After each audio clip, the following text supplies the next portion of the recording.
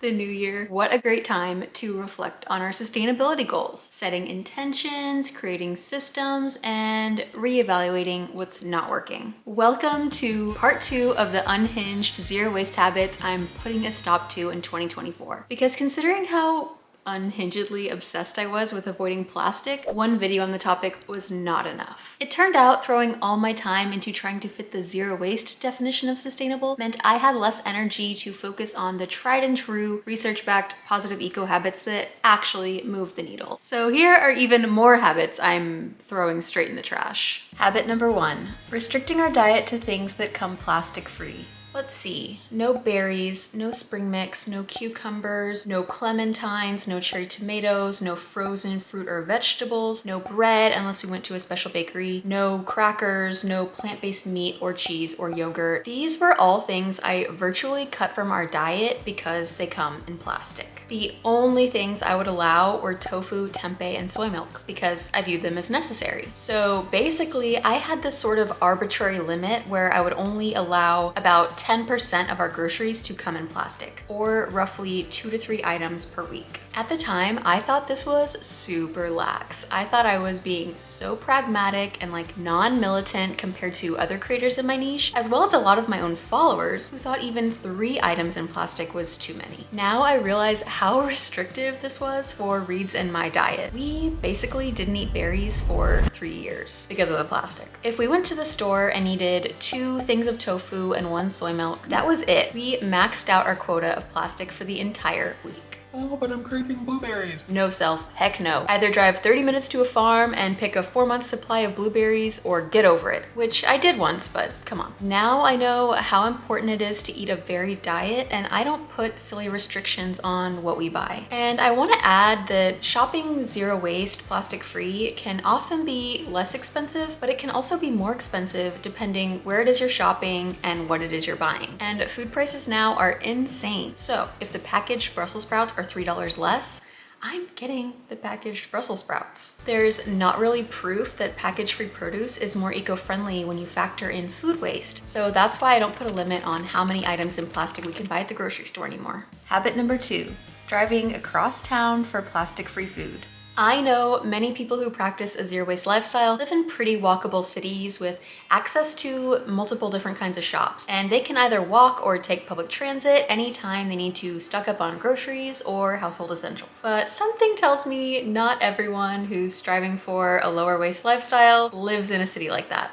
I don't live in a city like that. My current town is far more walkable than my last, but even so, it's a 35-minute walk to the nearest grocery store. Not bad. But if I then had to walk to another grocery store because the first one didn't have everything I needed without packaging, that would be an hour and 15-minute walk just to get there. So needless to say, I'd be driving. And that requires gas, obviously. I beg of someone to please point me in the direction of a study or some kind of online calculator that will tell me how much CO2 I was saving by shopping plastic free compared to how much CO2 I was emitting to get there. Because these are the kinds of factors that often get neglected when we talk about zero waste shopping, but they matter so much. Less than a year ago, I would drive to 3 different grocery stores every week because store A had bulk nuts and grains and lots of loose veggies, and store B had those things too, but they were all organic, so I couldn't really afford them. But they did have very affordable package-free bread and peanut butter, so I would have to go there after I went to store A. And store B only carried pasta in plastic, so of course I would have to drive all the way to store C just to get the pasta in cardboard. I mean, come on, I clocked it. I drove a total of 24 minutes to get the pasta and cardboard for 2 to 3 times the price of the pasta and plastic from the conventional grocery store right across the street that was a 5-minute walk from my apartment. If you looked at my trash can, I was pretty much zero waste, but that's just not how sustainability works, and you heard it here first. Habit number 3, schlepping all my jars to the bulk shop every week. Back in early 2018, when I started going really hard with zero waste, I had it in my head that the way prominent zero wasters did things was kind of how I needed to be doing things. I thought, well, these people are more knowledgeable than I am and have been doing it a lot longer than I have, so they must know the best way to do things. For that reason, I was very influenced by Instagram and Pinterest and library books I was checking out. I read Zero Waste Home by Bea Johnson, and she described what a normal trip to the grocery store looked like for her. She, of course, had her reusable bags, duh, but she also toted along her matching jars so she could fill up in the bulk aisles. I honestly thought, how convenient. You know exactly how much to get, you don't have to decant anything when you get home, plus it makes you look super ultra cool and eco and rebellious when you're going above and beyond, because you see, you're not a basic consumer like all the rest. Okay, well, it took me about 2 years to realize that lugging 15 pounds of jars to and from the grocery store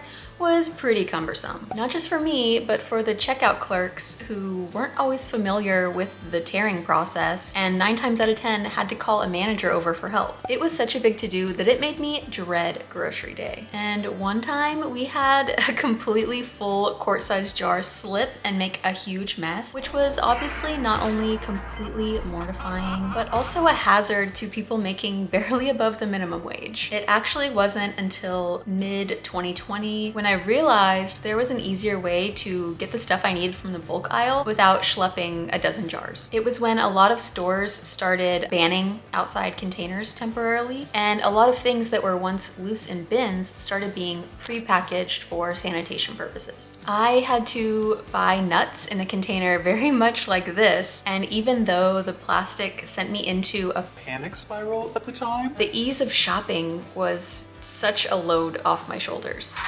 Literally. I realized I could save some of these plastic clamshells, and when the bulk bin started opening back up again, I could reuse them over and over again. And during a spring cleaning sesh, I found a huge stash of these purse protectors and shoe bags that I'd completely forgotten I even had. And instead of lugging a bunch of dang spice jars with me, I am now just constantly reusing these little Ziplocs that the stores provide for free for buying things like spices and nutritional yeast. And honestly, I don't know what I was thinking before. Because when transitioning to zero waste, I was so convinced I didn't already have the tools I needed to be eco-friendly, so I pretty much overlooked things I already had since it didn't look like Bea Johnson's. In hindsight, bringing my jars with me every time I went grocery shopping was pretty much just for appearances and the hope that it would maybe be a conversation starter for people who were ignorant about the plastic crisis. But instead of looking like a good influence to strangers, I probably came off as someone who just generally enjoys being unhinged. So yeah, approximately 90% less sexy than jars as far as Instagram aesthetics are concerned, but I've never looked back.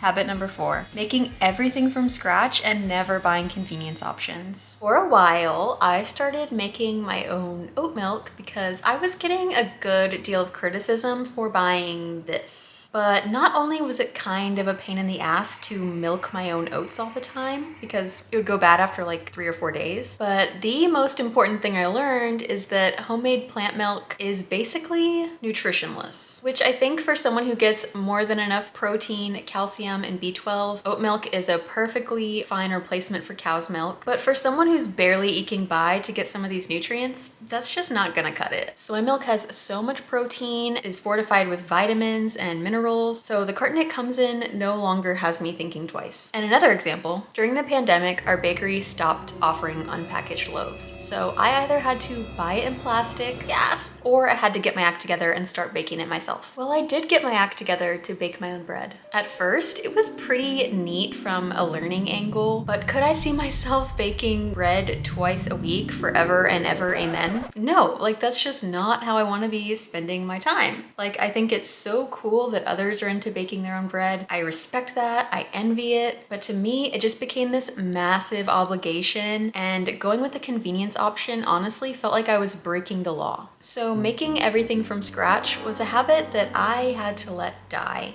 because it's honestly unhinged that I felt so guilty for not being able to keep it up. And I got tired of that guilt because there's no real reason to believe that making everything yourself is better for the environment per se. The reason I'm screaming from the rooftops about these unhinged zero waste habits is because when you're focusing 100% of your efforts on things that don't actually help you or the planet, That's a one-way ticket to Burnout City. And take it from me, eco burnout is not a fun time. So if you want to make sure you're able to, like, I don't know, sustain a sustainable lifestyle for the long haul, check out this video where I share my detailed daily anti-burnout routine. Now that's a fun time. Now that's a fun time. That's a fun time. Because that's a fun time. Because that's a fun time. That is a fun time. Because that is a fun time.